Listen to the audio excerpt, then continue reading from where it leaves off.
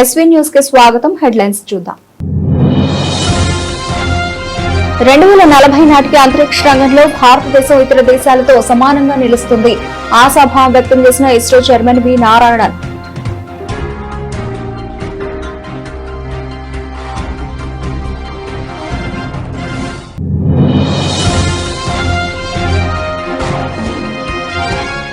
మీకు మహిళల ఉసురు తగులుతుంది. విపక్షాలపై అమిత్ షా ఫైర్.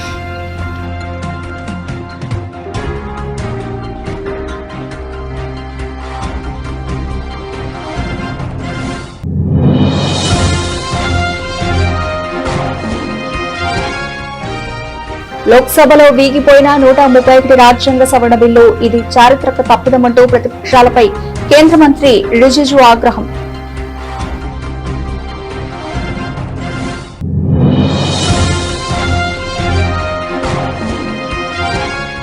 సొంత పార్టీ నేతల గైర్హాజరుపై ఆప్ ఎంపీ రాఘవ్ చద్దా సెటైర్లు. కీలక చర్చ సమయంలో సభలో సభ్యులు లేకపోవడంపై విమర్శలు.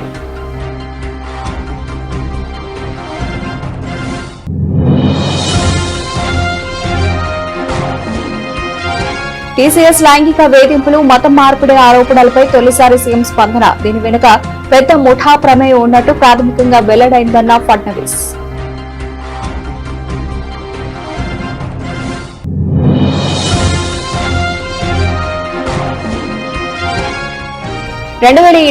నుంచే మహిళా రిజర్వేషన్ అమలు కావాలని ఆశిద్దాం.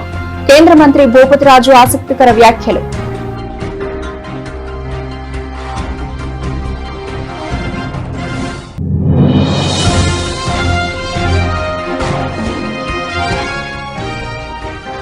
రహ్వీర్లుగా మారి ప్రాణదాతలుగా నిలవండి.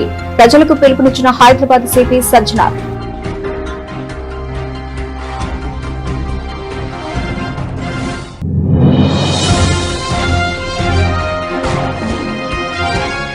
మహిళా రిజర్వేషన్ సవరణ బిల్లును వ్యతిరేకించిన పార్టీలపై జగన్ విమర్శలు. ఈ పరిణామంతో మహిళలకు దక్షిణ రాష్ట్రాలకు న్యాయం జరగలేదని వ్యాఖ్య.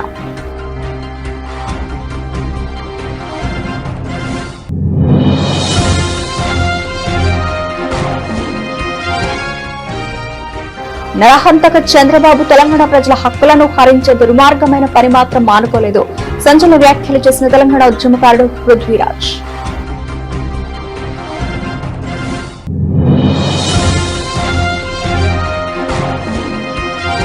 కూటమి నాయకులే కీచకులై మహిళలను చెరబడుతున్నారు. ధ్వజమెత్తిన మాజీ మంత్రి విడుదల రజని.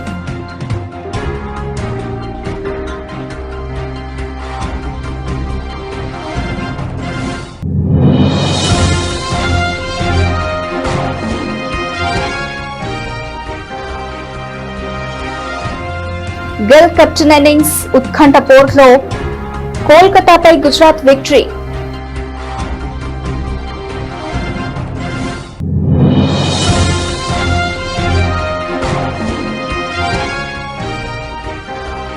తగ్గినట్టే తగ్గి మళ్లీ పెరిగిన పసిడి వెండి ధరలు. అక్షయ తృతీయ సమీపిస్తున్న నేపథ్యంలో ధరల్లో హెచ్చుతగ్గులు.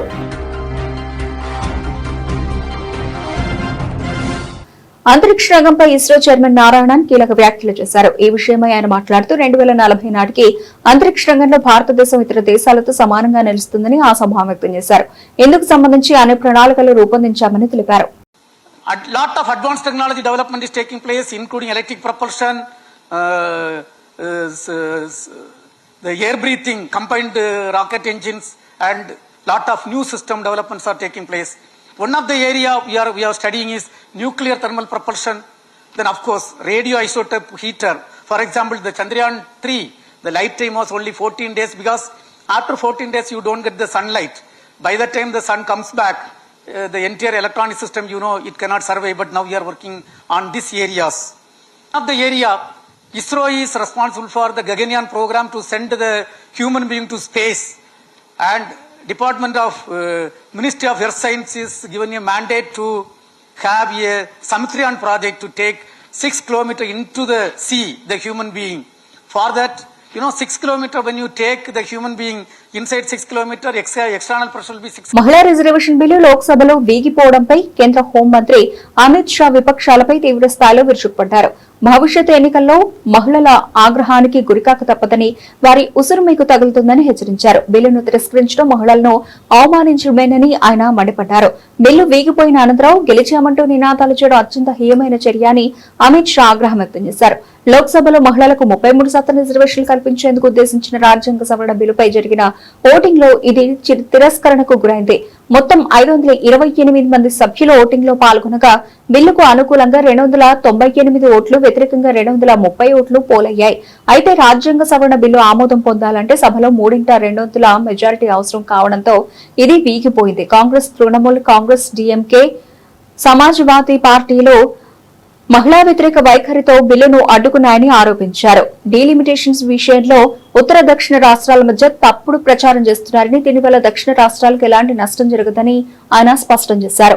मैं फिर से स्पष्ट कर देता हूं, दक्षिण का राज्यों का इस सदन पर इतना ही अधिकार है जितना उत्तर के राज्यों का अधिकार है. अरे दक्षिण छोड़िए, छोटी सी यूटी लक्षद्वीप का भी इतना अधिकार है जितना उत्तर प्रदेश, गुजरात और बिहार का. ये देश को इस तरह के नैरेटिव से, उत्तर दक्षिण के नैरेटिव से टुकड़े टुकड़े नहीं करना चाहिए. इससे ऊपर उठना चाहिए. ये क्या कहना चाहते हैं कि ये सदन में जो व्यक्ति बैठता है वो ये सोचता है कि किस राज्य से मैं आ रहा हूं. मान्यवर, हम शपथ लेते हैं तो मन से लेते हैं.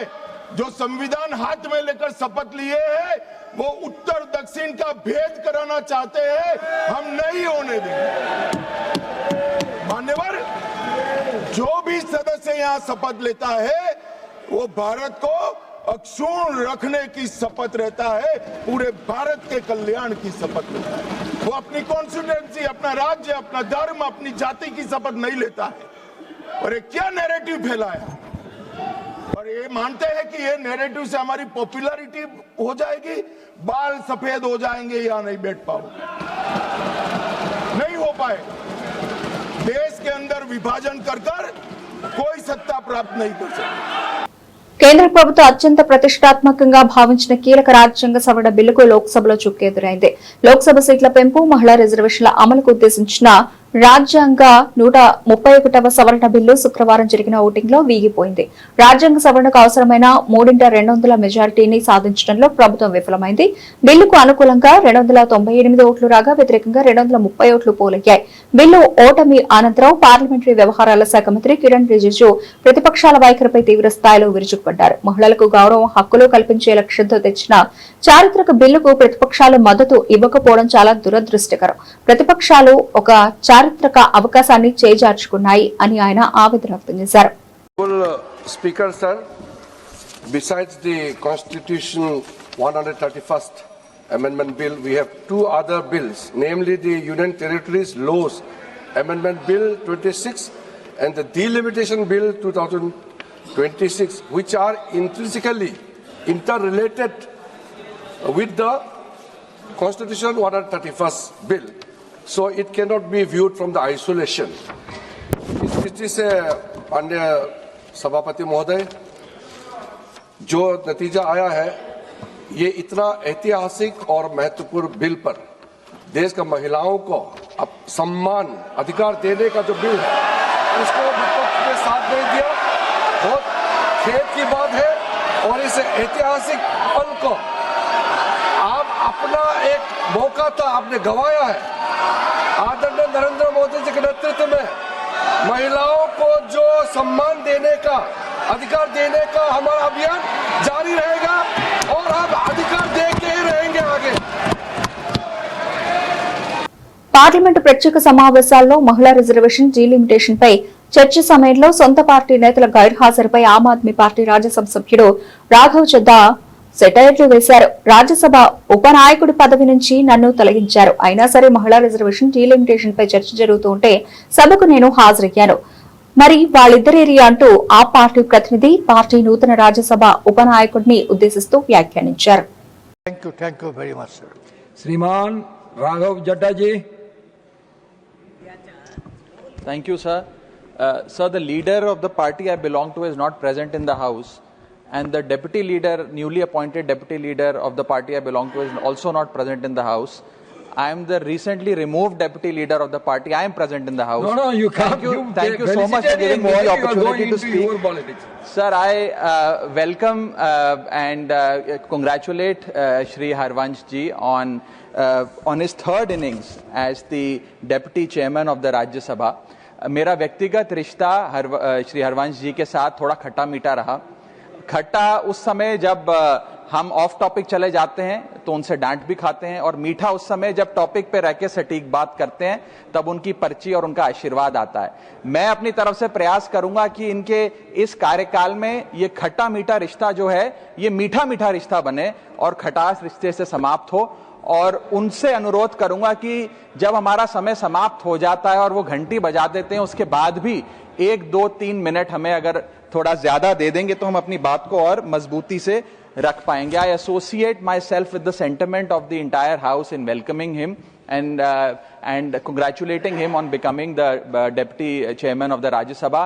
And sir, मैं इस अवसर पर बस आधा मिनट लेते हुए आपको भी बधाई देना चाहूंगा। जब से आप इस सदन के अध्यक्ष बने हैं, आप सभापति बने हैं, हम तमाम मेंबर्स को बोलने का काफी मौका मिलता है, और उसका सबसे बढ़िया उदाहरण यह है कि आपसे पहले 0 आवर में मात्र 5 या 7 एमपीस को ही मौका मिलता था, और जब से आप इस నాసిక్లోని టాటా కన్సల్టెన్సీ సర్వీసెస్ యూనిట్ లో జరిగిన లైంగిక వేధింపులు, బలవంతపు మత మార్పిడి ఆరోపణలపై మహారాష్ట్ర ముఖ్యమంత్రి దేవేంద్ర ఫడ్నవీస్ తొలిసారిగా స్పందించారు. ఈ ఘటన కార్పొరేట్ జిహాద్ చర్య అని తేలితే దాని మూలాలను గుర్తించేందుకు దర్యాప్తు సంస్థలను రంగంలోకి దింపుతామని హెచ్చరించారు.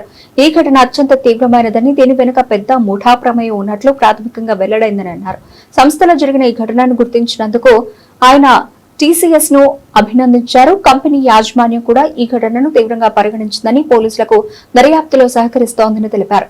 थोड़ा सा महाराष्ट्र से रिलेटेड भी है कि नासिक में जो घटना हो रही है उसमें निदा खान या फिर बाकी सारे कॉरपोरेट के एम्प्लॉयज जो हैं वो अभी तक फरार हैं, कुछ गिरफ्तार हुए हैं। लेकिन जब बात धर्मांतरण की आ रही है तो ये कितना बड़ा मुद्दा है और इसमें सरकार की क्या भूमिका होगी, क्या एक्शन लेंगे आप इस पर? ये मामला बहुत सीरियस मामला है और इस पर बहुत कड़ी कार्रवाई हम लोग कर रहे हैं, और बिल्कुल ध्यान में आता है कि एक मॉड्यूल के तहत इसको किया गया है। फॉर्चुनेटली टीसीएस जैसी कंपनी ने बहुत बड़ी भूमिका इसमें ली है, किसी को भी शील्ड हम नहीं करेंगे, इस प्रकार की भूमिका टीसीएस ने ली है, और टीसीएस के प्रमुख ने भी इसकी बहुत निंदा की है। और मुझे लगता है कि इस मॉड्यूल के तार कहाँ तक है इसकी जांच हम लोग करेंगे। हम लोगों ने सेंट्रल एजेंसीज को भी इत्तला दी है और आवश्यकता के अनुसार उनकी भी मदद इसमें ली जाएगी। తెలుగు రాష్ట్రాల నేతలకు కేంద్ర మంత్రి భూపతిరాజు శ్రీనివాస వర్మ ఈ రోజు అల్పాహారం విధించారు. ఆంధ్ర నుంచి కేంద్ర మంత్రిగా తెలుగు రాష్ట్రాల నేతలకు ఆతిథ్యం ఇచ్చానని, ఈ అల్పాహార విందులో ఎటువంటి రాజకీయ కోణం లేదని స్పష్టం చేశారు. డిసెంబర్ 9 నాటికి హైదరాబాద్ క్లీన్ అండ్ గ్రీన్ గా ఉండాలని, ఈవీ బస్సులు ఇవ్వాలని రేవంత్ రెడ్డి విజ్ఞప్తి చేశారని తెలిపారు. ఎలక్ట్రిక్ బస్సుల కేటాయింపులు చేశామని, త్వరలో అందజేస్తామని చెప్పారు. మహిళా రిజర్వేషన్ 2029 నుంచి అమలు చేసేందుకు ఒక ప్రయత్నం చేశామని, కానీ విపక్షాలు వ్యతిరేకించాయన్నారు. 2029 నుంచి మహిళా రిజర్వేషన్ అమలు కావాలని ఆశిద్దామని కేంద్ర మంత్రి భూపతిరాజు శ్రీనివాస వర్మ వెల్లడించారు. అల్పాహార విందుకు కేంద్ర మంత్రులు రామ్మోహన్ నాయుడు, కుమారస్వామి, పెమ్మసాని చంద్రశేఖర్, టీడీపీ ఎంపీలు, Telangana CM Revanth Reddy, Telangana BJP MP Lakshman హాజరయ్యారు. ఏపీ మంత్రి Payyavula Keshav, AP deputy speaker Raghu Rama Krishna Raju కూడా ఈ విందులో పాల్గొన్నారు.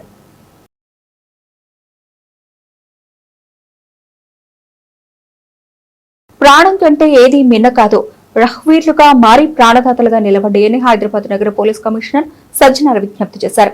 రోడ్డు ప్రమాదం జరిగినప్పుడు భయపడి వెనకడుగు వేయకుండా గోల్డెన్ అవర్ లో మీరు చేసే చిన్న సాయం ఒక నిండు ప్రాణాన్ని కాపాడుతుందన్నారు. మీలోని మానవత్వాన్ని అభినందిస్తూ కేంద్ర ప్రభుత్వం రహ్వీర్ పథకాన్ని ప్రవేశపెట్టిందని సజ్జనార్ తెలిపారు.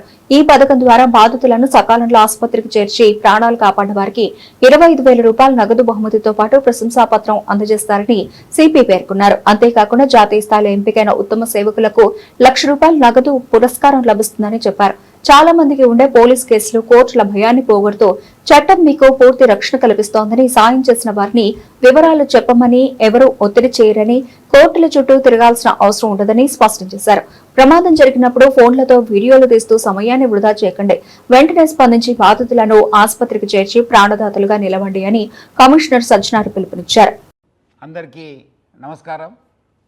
ఈరోజు రహదారులపైన చాలా యాక్సిడెంట్ చూడడం జరుగుతుంది. పెరుగుతున్న వాహనాలతోనే యాక్సిడెంట్స్ కూడా పెరగడం జరుగుతుంది. ఒకవైపు యాక్సిడెంట్ అవుతుంటే ఇంకోటి వైపు పబ్లిక్కు సాయం చేయకుండా ఆ ఒక్క యాక్సిడెంట్ అయిన ఒక ప్రదేశం కావచ్చు బాధలను చూసి ఇప్పుడు దాన్ని రికార్డ్ చేయడము, వైరల్ చేయడానికి ప్రయత్నం చేయడం అనేది ఇంకా చాలా బాధ అనిపిస్తుంది.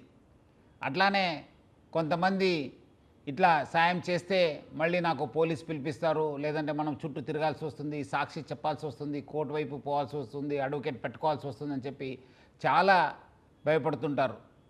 దీన్ని గుర్తించి కేంద్ర ప్రభుత్వము కొత్త స్కీమ్ తీసుకురావడం జరిగింది. రఘువీర్ అని చెప్పి ఎవరెవరు ఇలాంటి బాధితుల్ని ఇమీడియట్లీ సాయం చేస్తారు, ఇమీడియట్లీ వాళ్ళకు హాస్పిటల్కి షిఫ్ట్ చేస్తారు, వాళ్ళని గుర్తించి వాళ్ళని సన్మానం చేయడానికి ఒక కొత్త ఇనిషియేటివ్ తీసుకురావడం జరిగింది. ఎందుకంటే మనము కార్డియాక్ అరెస్ట్ అయినా ఏమాత్రం ఆరోగ్య సమస్య వచ్చినా ఈ గోల్డెన్ అవర్ అనే ఒక కాన్సెప్ట్ ఉంటుంది.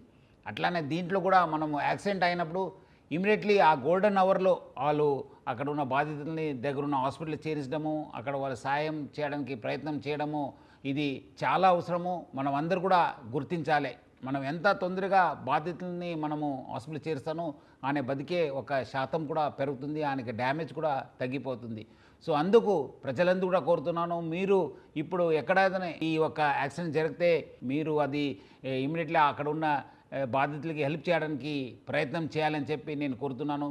దీన్ని మీరు ఇమీడియట్లీ వాళ్ళని గుర్తించి వాళ్ళని హాస్పిటల్ చేరించిన తర్వాత అక్కడ మీకు మీ పేరు ఇలాంటి మనుషులు తీసుకొచ్చారని చెప్పి రాపించిన తర్వాత మహిళా రిజర్వేషన్ చట్ట సవరణ బిల్లును పార్లమెంట్లో వ్యతిరేకించిన పార్టీలు తాము ఏం సాధించాయో ఆత్మ పరిశీలన చేసుకోవాలని వైసీపీ అధినేత మాజీ ముఖ్యమంత్రి జగన్ తెలిపారు. ఈ బిల్లు ఆమోదం పొందకపోవడం వల్ల మహిళలకు దక్షిణ భారత రాష్ట్రాలకు ఏకకాలంలో అన్యాయం జరిగిందని ఆయన అభిప్రాయపడ్డారు. లోక్సభలో ప్రవేశపెట్టిన 131వ రాజ్యాంగ సవరణ బిల్లు 2026కు 3/2 మెజార్టీ లభించని నేపథ్యంలో జగన్ స్పందించారు. 2026 జనాభా లెక్కల ఆధారంగా డీలిమిటేషన్ చేపడితే దక్షిణ రాష్ట్రాల పరిస్థితి మరింత దారుణంగా తయారవుతుందని ఆయన ఆందోళన వ్యక్తం చేశారు. ప్రతిపక్ష పార్టీలు తీవ్రంగా ఆత్మ పరిశీలన చేసుకోవాలని, అసలు వాళ్లు ఏం సాధించారు, వాస్తవ పరిస్థితి చూస్తే దక్షిణాది రాష్ట్రాల సంఖ్యాబలం తగ్గిపోతుందని అన్నారు. మరోవైపు మహిళా రిజర్వేషన్ బిల్లు కూడా వాయిదా పడింది. దీనివల్ల దక్షిణాదికి న్యాయం జరగలేదు, మహిళలకు న్యాయం అందలేదని జగన్ స్పష్టం చేశారు. ఒకవేళ 2026లో జనాభా లెక్కలు తీస్తే దక్షిణాది పరిస్థితి మరింత దారుణంగా తయారవుతుందని ఆందోళన వ్యక్తం చేశారు. కుటుంబ నియంత్రణ విషయంలో ఎంతో క్రమశిక్షణతో వ్యవహరించినందుకు దక్షిణాది రాష్ట్రాలను మరింతగా శిక్షించినట్లు అవుతుందని, జనాభాను నియంత్రించిన పాపానికి మా ప్రాతినిధ్యాన్ని తగ్గించడం ఎంతవరకు సమంజసం, ఇది దక్షిణాదిపై చూపిస్తున్న వివక్ష కాదా, రాజకీయ పార్టీలు ఈ అన్యాయంపై ఎందుకు మౌనంగా ఉంటున్నాయో అర్థం కావడం లేదు అని జగన్ నిలదీశారు.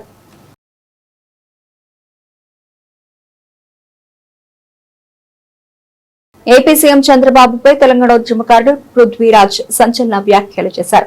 నరహంతక చంద్రబాబు ముసలోడు అవుతూ ఉన్న తెలంగాణ ప్రజల హక్కులను హరించే అలవాటు మానుకోలేదంటూ ఘాటు వ్యాఖ్యలు చేశారు.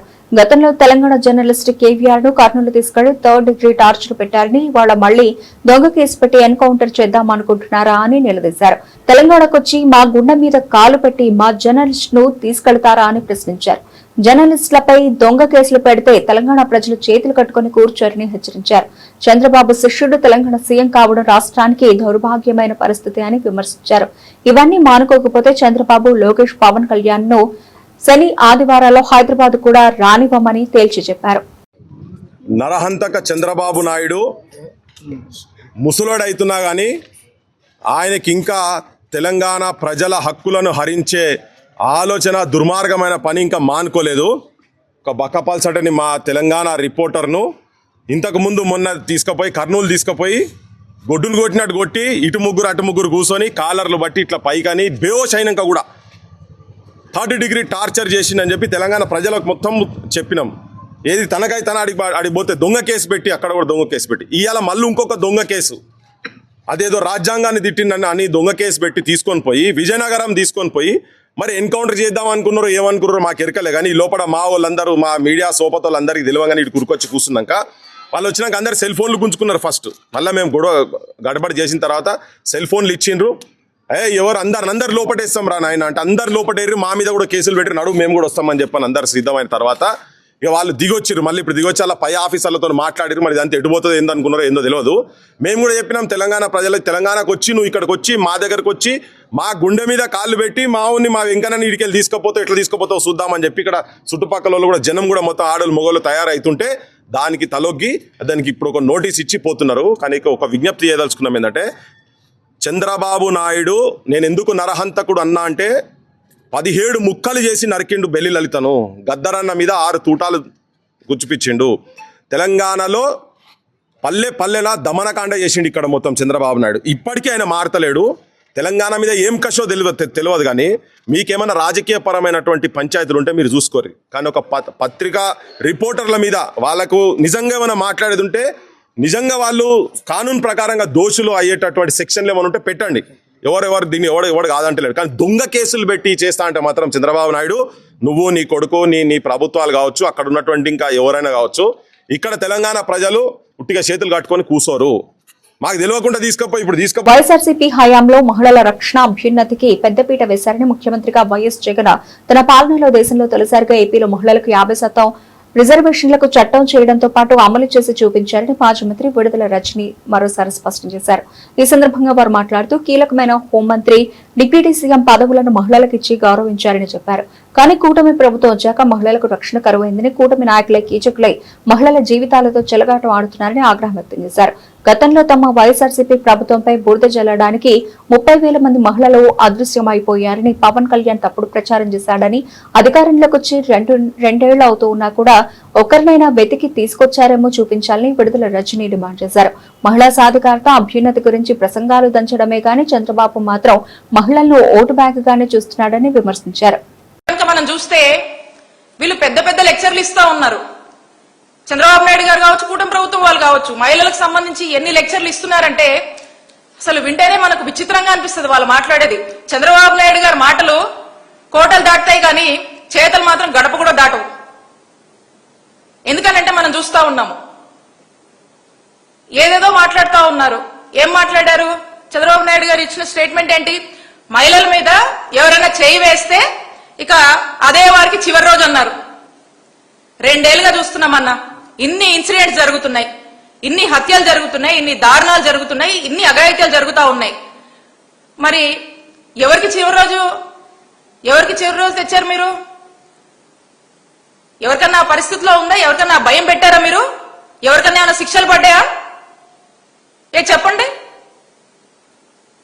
ఎవరికేం చేశారు? ఈరోజు అలాంటివి ఏమీ కూడా లేదు. మాటలు, డైలాగులు, సినిమా టైటిల్ ని కూడా మించిపోతా ఉంటాయి మీ డైలాగులు.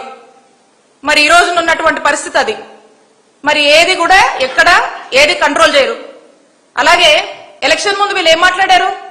మా నాయకుడు జగన్మోహన్ రెడ్డి గారి ఇమేజ్ దెబ్బతీయడానికి, మా జగనన్న ప్రభుత్వం మీద బురద జల్లడానికి ఏం మాట్లాడారండి? డిప్యూటీ సీఎం గారితో ఏం మాట్లాడిచ్చారు? 30,000 మంది women trafficking, missing, Jaganmohan Reddy గారి ప్రభుత్వంలో అసలు మహిళలకి సెక్యూరిటీ లేదు, సేఫ్టీ లేదని ఇష్టం వచ్చినట్టుగా మాట్లాడారు కదా. ఆ టైంలో మా ప్రభుత్వాన్ని డిఫేమ్ చేయడానికి ఇదో స్క్రిప్ట్. మీరు ఐపీఎల్ 2026లో భాగంగా కోల్కతా నైట్ రైడర్స్ తో జరిగిన ఉత్కంఠ పోరులో గుజరాత్ టైటాన్స్ 5 వికెట్ల తేడాతో విజయం సాధించింది. కెప్టెన్ శుభ్మన్ గిల్ ఆడిన అద్భుతమైన ఇన్నింగ్స్ గుజరాత్ విజయంలో కీలక పాత్ర పోషించింది. 181 పరుగుల లక్ష్యంతో బరిలోకి దిగిన గుజరాత్ మరో 2 బంతులు మిగిలి ఉండగానే 19.4 ఓవర్లలో 5 వికెట్లు కోల్పోయి లక్ష్యాన్ని ఛేదించింది. లక్ష్య ఛేదనలో గుజరాత్ టైటాన్స్ కు మంచి ఆరంభం లభించింది. కెప్టెన్ గిల్ ఆరంభం నుంచే దూకుడుగా ఆడాడు. కోల్కతా బౌలర్లలో వరుణ్ చక్రవర్తి 2 వికెట్లు తీశాడు. అంతకుముందు టాస్ గెలిచి మొదట బ్యాటింగ్ చేసిన కోల్కతా కామరూన్ గ్రీన్ ఒంటరి పోరాటంతో నిర్ణీత 20 ఓవర్లలో 180 పరుగులకు ఆలౌట్ అయింది. కెప్టెన్ రహానే డకౌట్ కాగా ఇతర బ్యాటర్లు విఫలమయ్యారు. రోమన్ పావెల్, రమణ్ దీప్ సింగ్ కాసేపు గ్రీన్ కు సహకరించారు. గుజరాత్ బౌలర్లలో కగిసోర్ రబడా 3 వికెట్లతో సత్తాచాటగా మహమ్మద్ సిరాజ్ పొదుపుగా బౌలింగ్ చేసి 2 వికెట్లు పడగొట్టాడు.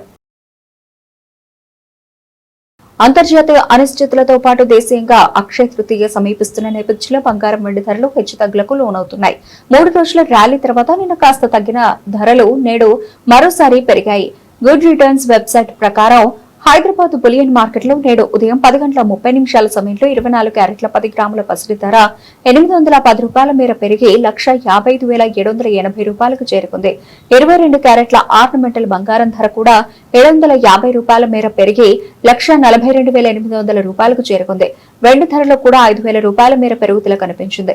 ప్రస్తుతం నగరంలో కిలో వెండి ధర 2.8 లక్షల రూపాయలుగా ఉంది. ఇతర ప్రధాన నగరాల విషయానికి వస్తే చెన్నైలో ప్రస్తుతం 24 క్యారెట్ల 10 గ్రాముల పసిడి ధర 1,56,660 రూపాయలుగా ఉంది.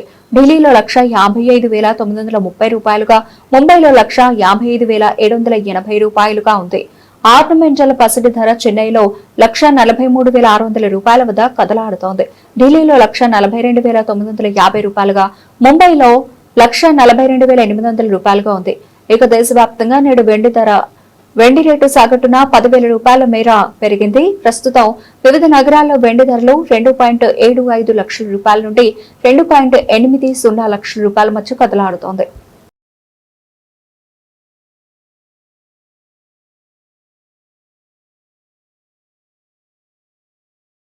బులెటిన్ ముగించే ముందు హెడ్లైన్స్ మరోసారి. 2040 నాటికి అంతరిక్ష రంగంలో భారతదేశం ఇతర దేశాలతో సమానంగా నిలుస్తుంది. ఆశాభావం వ్యక్తం చేసిన ఇస్రో చైర్మన్ వి నారాయణన్.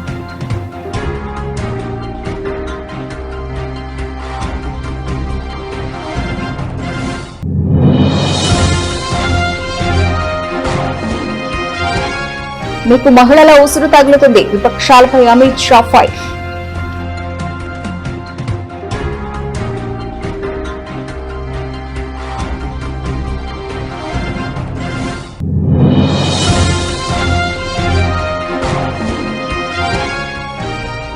లోక్సభలో వీగిపోయిన 131 రాజ్యాంగ సవరణ బిల్లు, ఇది చారిత్రక తప్పిదమంటూ ప్రతిపక్షాలపై కేంద్ర మంత్రి రిజిజు ఆగ్రహం.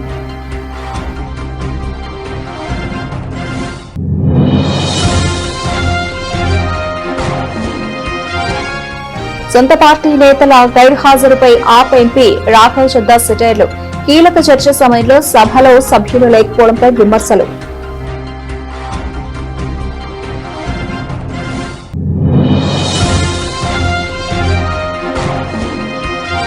టీసీఎస్ లైంగిక వేధింపులు, మతం మార్పిడి ఆరోపణలపై తొలిసారి సీఎం స్పందన. దీని వెనుక పెద్ద ముఠా ప్రమేయం ఉన్నట్టు ప్రాథమికంగా వెల్లడైందన్న ఫడ్నవీస్.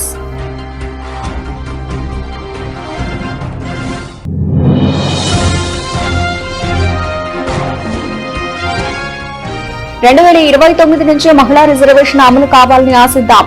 కేంద్ర మంత్రి భూపతిరాజు ఆసక్తికర వ్యాఖ్యలు.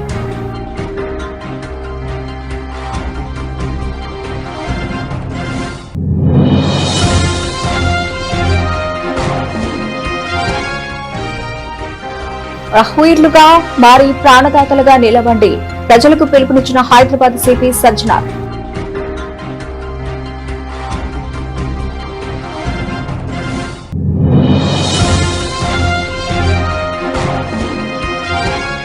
మహిళా రిజర్వేషన్ సవరణ బిల్లును వ్యతిరేకించిన పార్టీలపై జగన్ విమర్శలు. ఈ పరిణామంతో మహిళలకు దక్షిణ రాష్ట్రాలకు న్యాయం జరగలేదని వ్యాఖ్య.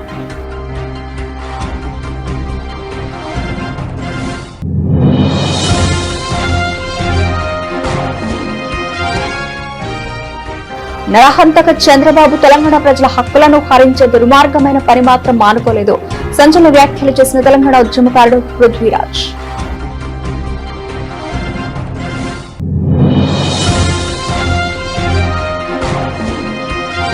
కూటమి నాయకులే కీచకులై మహిళలను చెరబడుతున్నారు. ధ్వజమెత్తిన మాజీ మంత్రి విడుదల రజని.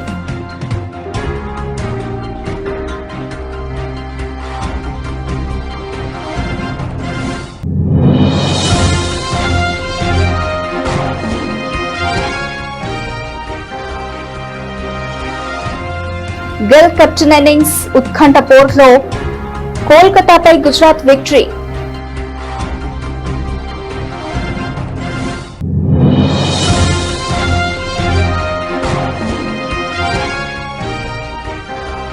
తగ్గినట్టే తగ్గి మళ్లీ పెరిగిన పసిడి వెండి ధరలు. అక్షయ తృతీయ సమీపిస్తున్న నేపథ్యంలో ధరల్లో హెచ్చుతగ్గులు.